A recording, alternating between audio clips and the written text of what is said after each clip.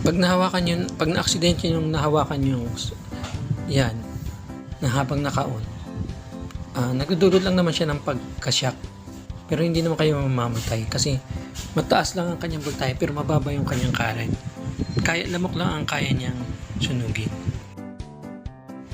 Yan guys, patuyin muna natin. Mga bukas na lang natin na i-assemble ulit. One eternity later. So ngayon okay na. I-reconnect na natin. Babalatan lang natin kada isa para ma-connect natin sila ng kanya-kanya. Yan yung dilaw, yan ang kanyang main. Yan ang may voltage. So guys, kung titignan nyo, madali lang